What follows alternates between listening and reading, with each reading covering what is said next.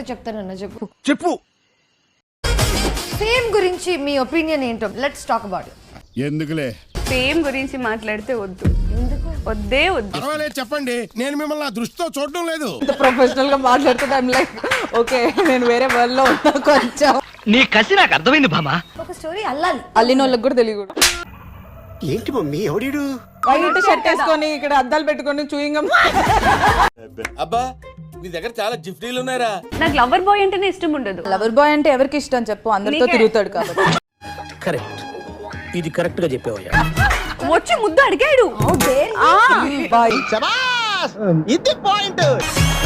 ఆ same words తనకి ఇచ్చాను. నేను ఆల్రెడీ యూజ్డ్ వర్డ్స్ యూజ్ చేయను. ఒరేయ్ ఈడెవడో మనకంట పెద్ద తేడాలాగా ఉన్నాడు.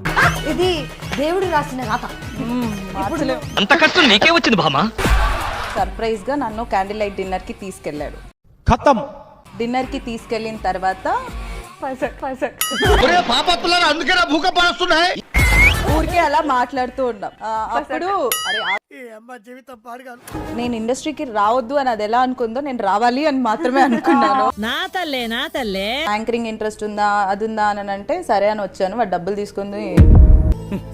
ఎన్నెన్నో అనుకుంటాం, అన్ని జరుగుతాయి ఏమిటి? లేట్ వెళ్ళినప్పుడు చెప్పే రీజన్ ఏంటి? ఎవరురా నువ్వు ఇంత టాలెంటెడ్ ఉన్నావు? కాకమ్మ నా ఫ్యూచర్ ఏంటమ్మా? నాకేం తెలుసు? పొలిటిషియన్ అవుతావేమో ఫర్ ఆల్ వి నో. అవును, రీసెంట్ జాతకంలో కూడా చెప్పాను. అంతేనా గేలుందా? ముందుగానే చెప్తున్నా ఓటు మనకి. అంటే అస్సలు తగ్గదు.